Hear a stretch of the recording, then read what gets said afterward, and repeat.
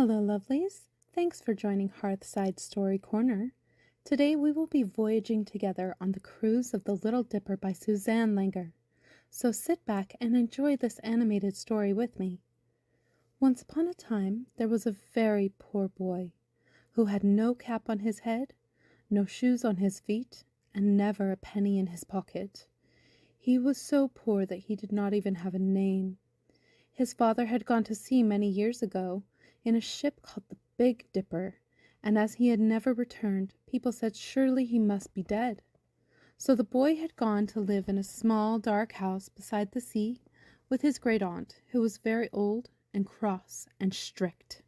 She did not let him have any sugar on his cereal or butter on his bread, and every day after school she spanked him soundly for all the mistakes he had made that day.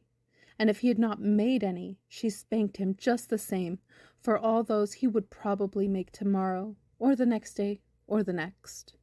When he asked for a bit of soap to blow bright soap bubbles, she cried, "Soap bubbles indeed! Soap is made only to wash one's face with. You may have all you want for that, but for bubbles, no, no! Bless my boots, what will you ask for next?"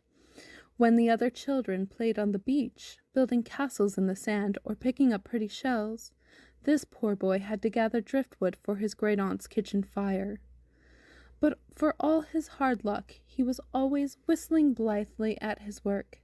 He would whistle all the tunes in the hymn book, and all the sailor songs, and the nursery songs, and then some more that he made up as he ran along the beach picking up driftwood.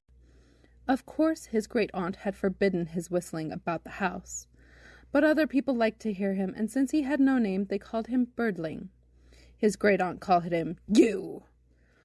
One day, after he had come home from school, washed his hands, eaten his dry bread, and drunk his tea without sugar or cream, he went as usual to the beach to gather wood. But this day, all the boys from school were down by the seaside making sailboats.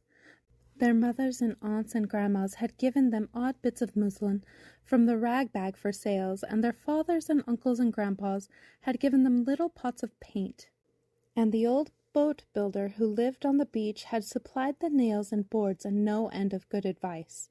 They were building a splendid fleet, and when Birdling came whistling along the sands, they all hailed him and shouted, "Birdling! Birdling! Come and build a boat! We have nails to spare, and surely you have some nice boards in your load of driftwood. Come, come, and build a boat!" So Birdling, forgetting all about his duties and his great-aunt, sat down in the warm yellow sand and built a boat of driftwood, and while he worked, he whistled. The boys were all so glad to hear him and be able to play with him that they gave him all the paint and nails that they could spare, as well as string for his rigging and a lead sinker for his anchor. Of course he had many kinds of paint, and not enough of any one color to paint his whole boat, so her hull was black, the trimming golden yellow, the deck bright blue, and the mast was green. She was a funny boat indeed, but Birdling liked her none the less, and wanted to name her after his father's ship, the Big Dipper. "But she isn't big," said the other boys. "She's the smallest boat of all." Thanks again, lovelies. That is the end of our story time today. Please like and subscribe to join me for part 2 of the Cruise of the Little Dipper, coming soon, and have a wonderful day. Goodbye.